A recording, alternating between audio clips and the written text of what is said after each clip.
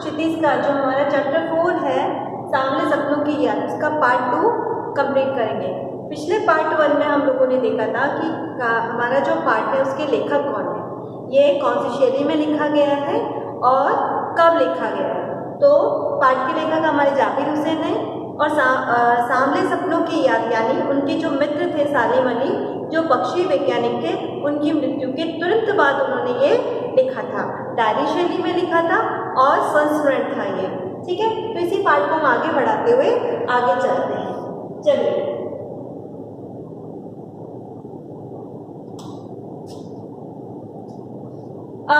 अपने लंबे रोमांचकारी जीवन में ढेर सारे अनुभवों के मालिक सालिम अली एक दिन केरल की साइलेंट वैली की समस्याओं को लेकर जाते हैं। किसके पास जाते हैं वो? प्रधानमंत्री चौधरी चरण सिंह के पास जाते हैं। देखिए, बहुत ही इंपॉर्टेंट है, इससे जुड़ा हुआ हमारा एक प्रश्न भी बनता है। फिर से देखते हैं, अपने लंबे रोमांचकारी जीवन में ढेर सारे अनुभवों के मालिक सालिम अली एक दिन केरल की साइलेंट वैली को रेगिस्तानी हवा के झोंकों से बचाने का अनुरोध कहते हैं रिक्वेस्ट लेकर, एक प्रस्ताव लेकर चौधरी चरण सिंह से मिले। चौधरी चरण सिंह वे प्रधानमंत्री थे। चौधरी साहब गांव की मिट्टी पर पड़ने वाली पानी की पहली बूंद का असर जानने वाले नेता थे। यानी कि चौधरी साहब जो थे वो गांव से जुड़े हुए थे, पक्षियों से जुड़े हुए थे, जीव जंतुओं से जुड़े हुए थे, क्योंकि ग्रामीण व्यक्ति जो होता है वो पशुपालन भी करता है और खेती भी करता है इस तरीके से, तो वो इनसे जुड़े हुए नेता थे।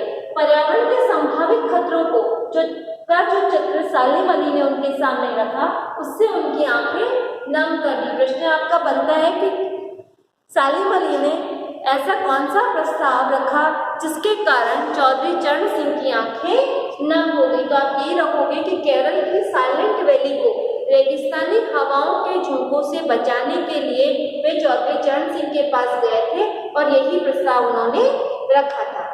आज सालिम अली नहीं है, चौधरी साहब भी नहीं है, कौन बचा है जो अब सौंधी माटी पर उगी फसलों के बीच एक नए भारत की नींव रखने का संकल्प लेगा?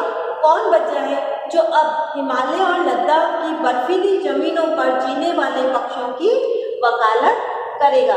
यानी पशु पक्षी जो होते हैं वो सर्दी और गर्मी, चाहे तेज हवा आएगी तब भी उन्हें परेशानी होती है और तेज ठंड में भी उन्हें कई परेशानियों का सामना करना पड़ता है। और सौंधी माटी मतलब जब वर्षा ऋतु के आने के बाद में मिट्टी में जो सौंधी खुशबू होती है उसे ही हम सौंधी माटी की खुशबू कहेंगे। सालिम अली ने अपनी आत्मकथा का नाम रखा। यहाँ आप देखोगे कि सालिम अली की आत्मकथा कौन सी है? Fall of a sparrow. यानी सालिम अली ने अपनी आत्मकथा का नाम रखा फॉल ऑफ स्पैरो। मुझे याद आ गया D.H. लॉरेंस की मौत के बाद। D.H. लॉरेंस कौन थे?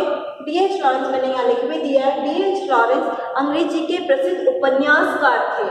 ठीक है, तो D.H. लॉरेंस की मौत के बाद, यानी यहाँ सालिम अली की जो तुलना है वो D.H. लॉरेंस से की गई है कि उनकी मौत के बाद लोगों ने उनकी पत्नी, देखिए फिर से, लोगों ने उनकी पत्नी फ्रीडा से अनुरोध किया। क्या अनुरोध किया? कि आप अपने पति के बारे में कुछ लिखें। फ्रीडा चाहती तो ढेर सारी बातें इनके बारे में, लॉरेंस के बारे में बता सकती थी, लेकिन उसने क्या कहा? मेरे लिए लॉरेंस के बारे में कुछ लिखना असंभव सा है। क्यों कहा उसने ऐसा?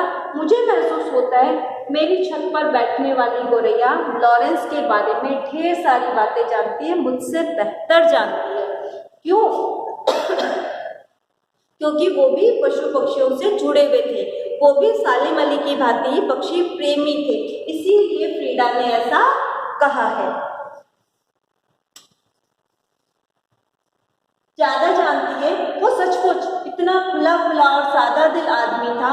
मुमकिन है लॉरेंस मेरी रगों में, मेरी हड्डियों में समाया हो, लेकिन मेरे लिए कितना कठिन है उसके बारे में अपने अनुभवों को शब्दों का जामा पहनाना, जामा यानी शब्दों का चोला पहनाना, कपड़े पहनाना। मुझे यकीन है मेरी छत पर बैठी गोरैया उसके बारे में और हम दोनों के बारे में मुझसे ज़्यादा जानती है। हम दोनों यानी हम दोनों का तात्पर्य क्या हुआ यहाँ पर, हम दोनों यानी फ्रीडा और लॉरेंस के लिए। जटिल प्राणियों के लिए सालिम अली हमेशा एक पहले बने रहेंगे। जटिल प्राणी यानी जो थोड़े से क्रिटिकल व्यक्ति, उनके लिए। क्यों? क्योंकि वो कैसे थे, पक्षी वैज्ञानिक थे, पशु पक्षियों के बारे में ही ज्यादातर वे सोचते रहते थे। बचपन के दिनों में अब देखिए एक प्रश्न आपका यहाँ पर भी बहुत ही इंपॉर्टेंट बनता है कि ऐसी कौन सी घटना घटी जिसके कारण सालिम अली पक्षी वैज्ञानिक बने। ठीक है, तो वो यही घटना थी। बचपन के दिनों में उनकी एयर गन से घायल होकर गिरने वाली नीलकंठ की वह गौरैया सारी जिंदगी उन्हें खोज के नए नए रास्तों की तरफ ले जाती रही। जिंदगी की ऊंचाइयों में उनका विश्वास एक क्षण के लिए भी नहीं डिगा और लॉरेंस की तरह नैसर्गिक नैसर्गिक का अर्थ क्या होता है, प्राकृतिक जिंदगी का प्रतिरूप बन गए थे या बनकर रह गए थे। अब प्रश्न जो हमारा बनता है उसका आंसर यही रहेगा कि एक बार सालिम अली जब बचपन में अपनी एयरगन से खेल रहे थे तो उससे नीलकंठ की गौरैया घायल हो गई थी, जिसके कारण उनका हृदय जो था वो द्रवीभूत हुआ और वे पक्षी वैज्ञानिक बन गए और उन्होंने अपना संपूर्ण जीवन पशु पक्षियों के प्रति समर्पित कर दिया। सालिम अली प्रकृति की दुनिया में एक टापू बनने की बजाय अथाह सागर बनकर उभरे। प्रश्न आपका ये भी बनता है कि सालिम अली प्रकृति की दुनिया में टापू बनकर नहीं बल्कि सागर बनकर उभरे। प्रस्तुत वाक्य का आशय स्पष्ट कीजिए।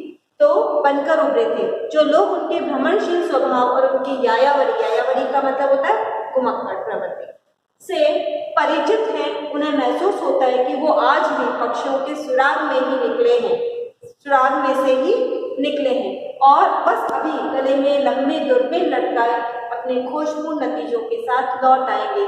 जब तक वो नहीं लौटते क्या उन्हें गया हुआ मान लिया जाए? मेरी आंखें नम हैं सालिम अली, तुम लौटोगे ना?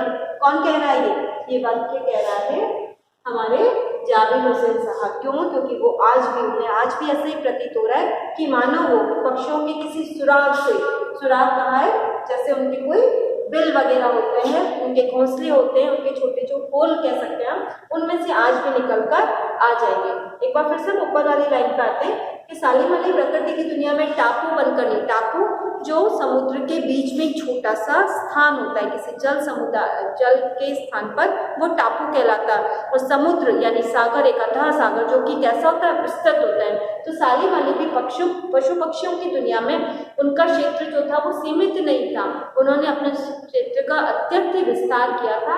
इसीलिए वो कैसे थे, वो टापू बनकर नहीं बल्कि समुद्र तथा सागर बनकर उभरे थे। तो चलिए इसके प्रश्नों को कर लेते हैं हम। पिछली बार हमने जो प्रश्न किए थे उसके अतिरिक्त प्रश्न संख्या 1, 2, 3, 4 का करेंगे और 6 करेंगे। आप किस घटना ने सालिम अली के जीवन की दिशा को बदल दिया? बता चुकी हूँ मैं और उन्हें पक्षी प्रेमी बताया। एक बार सालिम अली अपने बचपन में एयरगन से खेल रहे थे, उसी समय उनके एयरगन से एक नीलकंठ की गौरैया घायल हो गई थी, जिसके कारण वो पक्षी प्रेमी बन गए। उनका हृदय जो था वो द्रवीभूत हुआ और उन्होंने अपना संपूर्ण जीवन पक्षियों के प्रति समर्पित कर दिया। नेक्स्ट हमारा क्वेश्चन नंबर 2, सालिम अली ने पूर्व प्रधानमंत्री के सामने पर्यावरण से संबंधित किस संभावित खतरों का चित्र खींचा होगा और जिससे उनकी आंखें नम हो गई? क्वेश्चन नंबर का आंसर होगा हमारा, सालिम अली ने पूर्व प्रधानमंत्री चौधरी चरण सिंह के सामने केरल की साइलेंट वैली को होने वाली रेगिस्तानी हवाओं के झोंकों का प्रभाव उनके सामने रखा। ये जिससे देखकर या जिसका सुनकर चौधरी साहब की आंखें नम हो गई। लॉरेंस की पत्नी फ्रीडा ने ऐसा क्यों कहा होगा कि मेरी छत पर बैठने वाली गौरैया लॉरेंस के बारे में ढेर सारी बातें जानती है? लॉरेंस की पत्नी फ्रीडा ने ऐसा इसलिए कहा क्योंकि लॉरेंस भी सालिम अली की तरह एक पक्षी प्रेमी थे। वे उपन्यासकार थे परंतु वे पक्षियों से उसी तरीके से प्रेम करते थे। इसीलिए उन्होंने कहा कि मुझसे बेहतर वो गौरैया जो हमारी छत पर बैठी है वो लॉरेंस के बारे में ज़्यादा जानती है। आशय स्पष्ट कीजिए। लॉरेंस की तरह नैसर्गिक जिंदगी का प्रतिरूप बन गए हैं। किसके लिए कहा? वो कौन है यहाँ पर? वो का तात्पर्य हमारे सालिम अली साहब। तो सालिम अली साहब लॉरेंस की ही तरह नैसर्गिक यानी प्राकृतिक जिंदगी, उनका जीवन और प्रकृति के प्रति समर्पित हो गया था। वो पशु पक्षियों के प्रति और हमारे प्रकृति की में आने वाले उन पशु पक्षियों के बीच में आने वाली जो भी समस्याएं थी उनको दूर करने में लग गए थे, इसीलिए उनको ऐसा कहा गया है। नेक्स्ट है आपका क्वेश्चन नंबर 6। इस पार्ट में लेखक ने सालिम अली के व्यक्तित्व का जो चित्र खींचा उसे अपने शब्दों में लिखे। इसे मैं नहीं बताऊंगी, आप पूरे चैप्टर को पढ़ेंगे, वीडियोस देखेंगे, ऑडियो सुनेंगे, इसके बाद आप स्वयं इस प्रश्न का उत्तर करेंगे। Thank you.